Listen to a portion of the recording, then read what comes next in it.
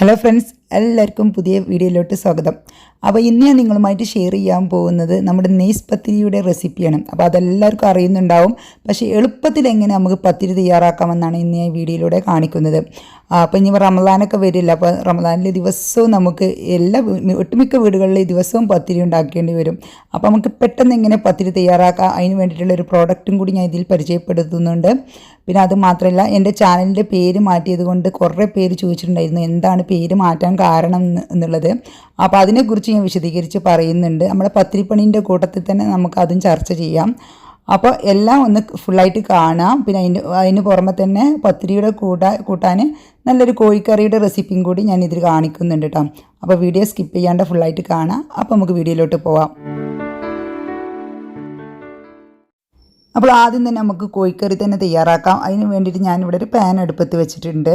അപ്പോൾ ഇത് ചൂടാകുന്ന സമയത്ത് ലേശം വെളിച്ചെണ്ണ ഒഴിച്ചിട്ട് ഞാൻ മഞ്ഞൾപ്പൊടിയും ഉപ്പും കുരുമുളക് പൊടിയും ചെറുനാരങ്ങ നീരും കൂടി മാഗ്നേറ്റ് ചെയ്ത് വെച്ച ഒരു ചിക്കൻ പീസസ് ഞാൻ അതിലോട്ട് ഇട്ട് കൊടുക്കുന്നുണ്ട് കേട്ടോ. അപ്പോൾ ചട്ടി കുറച്ച് ചൂടായി പോയത് ഏറിയെന്ന് തോന്നുന്നു, പുകയുന്നുണ്ട്. സാരമില്ല, ഞാൻ ചെറിയ തീയിലോട്ട് മാറ്റിയിട്ടുണ്ട്.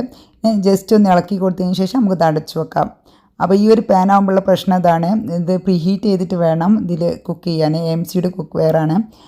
അപ്പോൾ ചിക്കൻ ഫ്രൈ ചെയ്യാൻ വെച്ച സമയത്ത് ഞാൻ ഫ്രൈ ചെയ്യുന്ന സമയം കൊണ്ട് നമുക്ക് പത്തിരിപ്പൊടി വാട്ടിയെടുക്കാം. അതിന് വേണ്ടിയിട്ട് ഞാനിവിടെ ഒരു പാനിൽ വെള്ളം വെച്ചിട്ടുണ്ട്. അതിന് പാകത്തിന് ഉപ്പും ഇട്ട് കൊടുത്തിട്ടുണ്ട്. അപ്പോൾ 2 കപ്പ് പൊടിയാണ് ഞാൻ എടുത്തിട്ടുള്ളത്. അപ്പോൾ അതിന് 2 കപ്പ് വെള്ളം തന്നെ എടുക്കുക. പൊടി എത്ര അളവിലാണ് നിങ്ങൾക്ക് വേണ്ടത് അതേ അളവിൽ വെള്ളം എടുത്താൽ പത്തിരി നന്നായിട്ട് കിട്ടും. ഇനി നന്നായിട്ട് തിളച്ച ശേഷം പൊടി ഇട്ട ശേഷം ലോ ഫ്ലെയിമിലോട്ട് മാറ്റിയിട്ട് ഇതുപോലെ നന്നായിട്ട് മിക്സ് ചെയ്യാം. അപ്പോൾ പൊടിയുടെ അതേ അളവിൽ തന്നെ വെള്ളം എടുക്കുക. അപ്പോൾ നമുക്ക് പൊടി ഏത് കപ്പ് വെച്ചിട്ടാണോ ഗ്ലാസ് വെച്ചിട്ടാണോ അളക്കുന്നത് അതേ കപ്പ് കൊണ്ട് തന്നെ വെള്ളം അളക്കട്ടോ.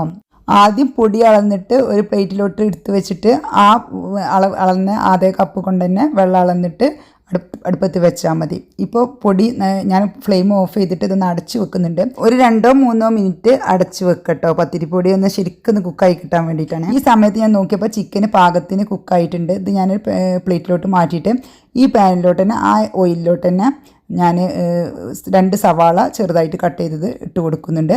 ഇനി ജസ്റ്റ് ഒന്ന് ഇളക്കിയ ശേഷം നമുക്കിതൊന്ന് അടച്ച് വെക്കാം. സവാള സോഫ്റ്റായി വരണമെങ്കിൽ എന്തായാലും 5 മിനിറ്റ് പിടിക്കും. നമുക്ക് ലോ ഫ്ലെയിമിലോട്ട് വെച്ചിട്ട് ഇതൊന്ന് അടച്ച് വെക്കാം. ഈ സമയം കൊണ്ട് നമുക്ക് പത്തിരി പൊടി ഒന്ന് കുഴച്ചെടുക്കാം. അപ്പോൾ ഇതാണ് ഞാൻ നിങ്ങൾക്ക് ഇന്ന് പരിചയപ്പെടുത്താൻ പറഞ്ഞ പ്രോഡക്റ്റ്. ഇത് സിലിക്കോണിൻ്റെ ഒരു മാറ്റാണ്.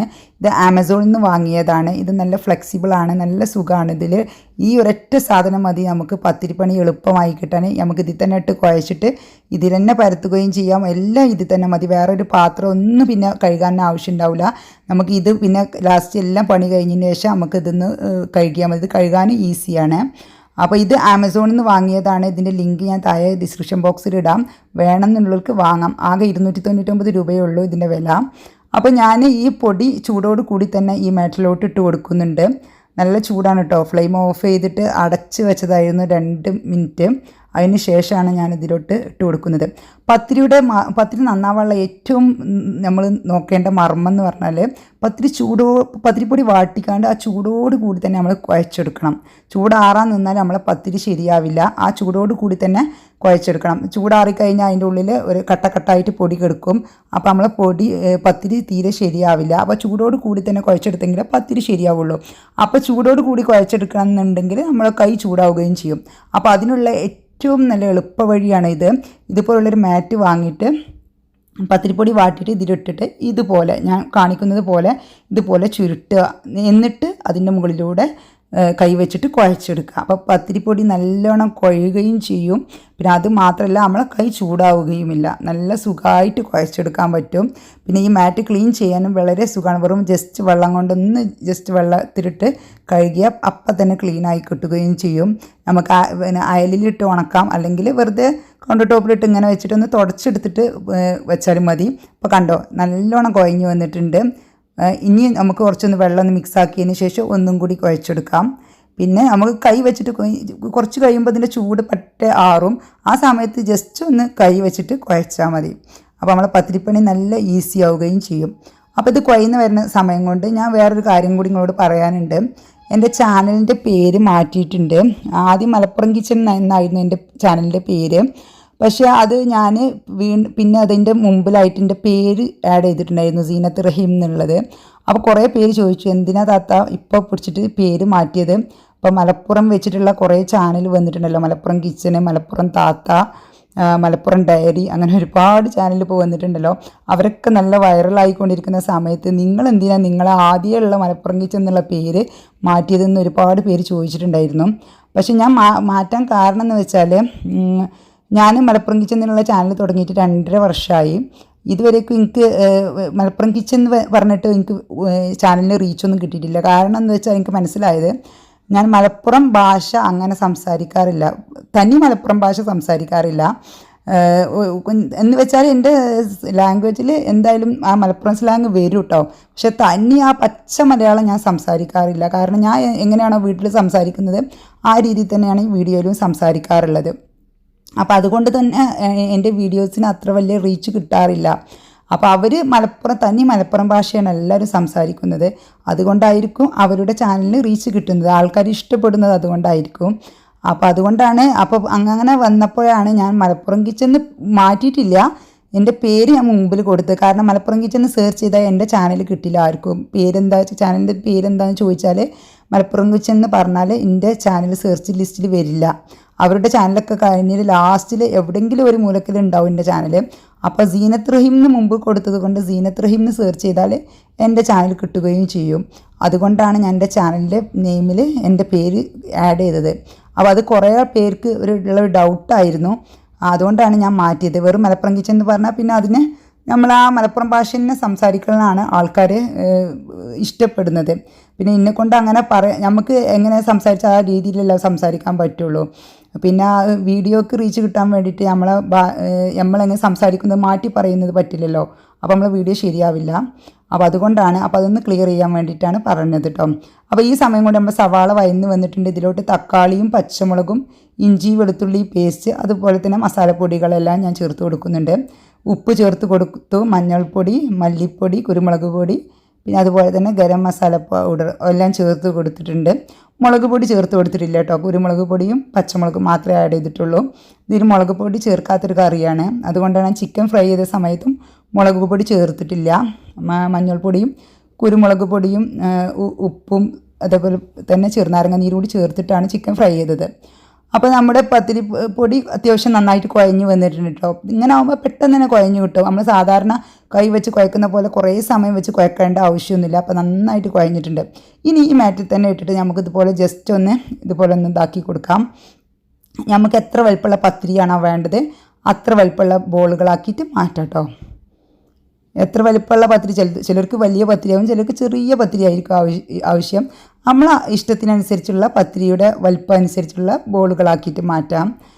ഇപ്പോൾ ഈ പത്തിരിപ്പണിയൊക്കെ ആകുമ്പോൾ നമ്മൾ ഒറ്റയ്ക്ക് തന്നെ എടുക്കുമ്പോൾ കുറേ ടൈം എടുക്കും. പക്ഷേ നമ്മൾ വീട്ടിൽ കുട്ടികളൊക്കെ ഉണ്ടെങ്കിൽ ആ പത്തിരി പ്രസ് ഒന്ന് അമർത്തി തരാൻ അവരൊന്നും കൂടി ഇതിലൂടെ പങ്കെടുപ്പിക്കുന്നത് നല്ലതാണ്.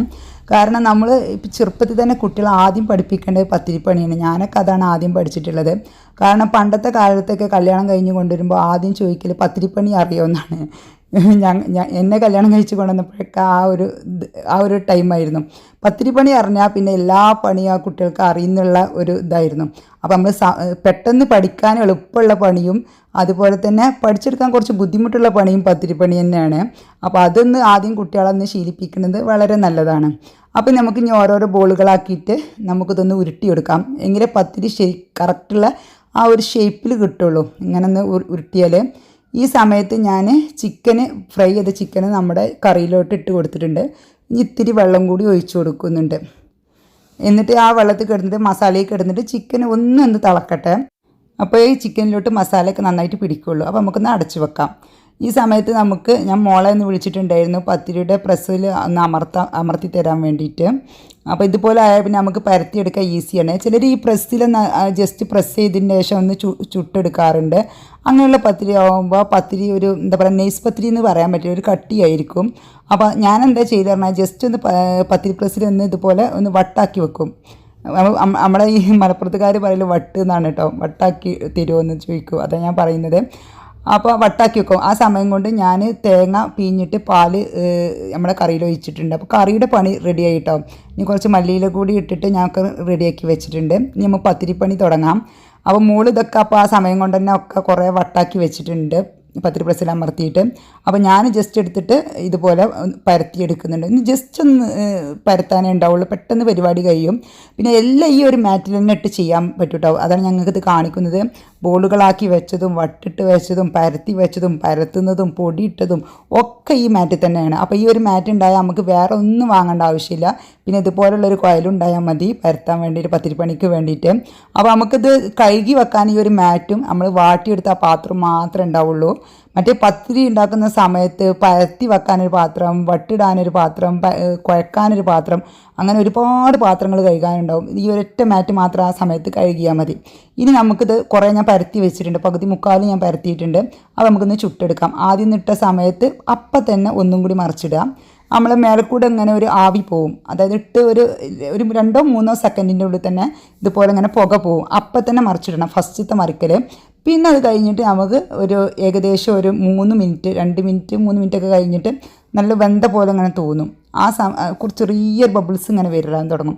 ആ സമയത്ത് മറിച്ചിട്ടാൽ നല്ല പോലെ അങ്ങോട്ട് ഒറ്റ പൊള്ളനായിട്ട് വരും പത്തിരി. അപ്പോൾ അത് മാത്രം ഒന്ന് ശ്രദ്ധിച്ചാൽ മതി ചുടുന്ന സമയത്ത്. ഇങ്ങനെ ഒറ്റപ്പൊള്ളനായി കഴിഞ്ഞാൽ പിന്നെ നമുക്ക് പത്തിരി നല്ലൊരു പ്ലേറ്റിലോട്ട് ഒന്നിൽ തൊടാത്ത രീതിയിൽ വെക്കാം. ഒന്നിൻ്റെ മേലെ തൊട്ടാൽ അത് നനവായി തോന്നും. അപ്പോൾ അത് ഒരു പ്ലേറ്റിൽ 4 പത്തിരിയാണെങ്കിൽ 4 സൈഡിലായിട്ട് ഇടുക. ഒന്നിൻ്റെ മുകളിൽ വരാത്ത രീതിയിൽ ഇടുക കേട്ടോ. എന്നിട്ട് നല്ല ചൂടാറിയതിന് ശേഷം കാസറോളിലോട്ട് ഇട്ട് മാറ്റിയാൽ മതി. അത് ചൂടാറാത്ത പാത്രത്തിലോട്ട് ഇട്ട് വെക്കുകയാണെങ്കിൽ നല്ല സുഖമാണ്. മറ്റേ ചുട്ട സമയം തന്നെ നമ്മൾ ചൂടാറാത്ത പാത്രത്തിലോട്ട് ഇട്ടാൽ അതിങ്ങനെ നനവായിട്ട് പെട്ടെന്ന് നനഞ്ഞിട്ട് പത്തിരി ആകെ നാശമായി പോവും. അപ്പോൾ അതൊന്ന് ശ്രദ്ധിക്കുക. നമ്മൾ പത്തിരി ആദ്യം ചുട്ടതിന് ശേഷം ഇതുപോലെ പ്ലേറ്റിൽ വിടർത്തിയിടുക.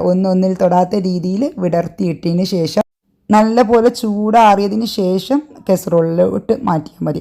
ഇപ്പോൾ എല്ലാ പത്തിരിയും ഞാൻ ചുട്ട് കഴിഞ്ഞു. നമ്മുടെ ഈ മാറ്റ് അവസാനം എടുത്തിട്ട് ഇതിൽ കുറച്ച് പൊടി ബാക്കിയുണ്ട്. ഇതിങ്ങനെ കൂട്ടി പിടിച്ചതിന് ശേഷം പൊടിയുള്ളത് നമ്മൾ പൊടി ഇട്ട പാത്രത്തിലേക്ക് ഇട്ടതിന് ശേഷം ഇത് കഴുകി വെച്ചാൽ മതി. ഇതിട്ട സ്ഥലത്തൊന്നും കൗണ്ടർ ടോപ്പ് ഒന്നും ചീത്തയായിട്ടില്ല. അതിൻ്റെ സൈഡിലോട്ട് കുറച്ച് പൊടി പോയിട്ടുണ്ട്, അവിടെ മാത്രം തുടക്കാനേ ഉള്ളൂ. നല്ല ഈസിയാണ് ഈ ഒരു മാറ്റ്. അപ്പോൾ എല്ലാവരും വാങ്ങാം. അപ്പോൾ നമ്മുടെ പത്തിരിപ്പണികളൊക്കെ കഴിഞ്ഞു കേട്ടോ. എല്ലാം ഞാൻ ചുട്ടെടുത്ത് വെച്ചിട്ടുണ്ട്. അപ്പോൾ ഇത്രയൊക്കെയുള്ള ഇന്നത്തെ വിശേഷങ്ങൾ. എല്ലാവർക്കും പത്തിരിയും വിശേഷങ്ങളൊക്കെ ഇഷ്ടമായി എന്ന് വിചാരിക്കുന്നു. ഇഷ്ടമായ ഫ്രണ്ട്സിനും ഫാമിലിക്കൊക്കെ ഒന്ന് ഷെയർ ചെയ്യുക. ഇതുവരേക്കും എൻ്റെ ചാനൽ സബ്സ്ക്രൈബ് ചെയ്യാതെയാണ് നിങ്ങൾ കാണുന്നതെങ്കിൽ ഒന്ന് സബ്സ്ക്രൈബ് ചെയ്ത് സപ്പോർട്ട് ചെയ്യാം. അപ്പോൾ എല്ലാവർക്കും എൻ്റെ നന്ദി, നമസ്കാരം.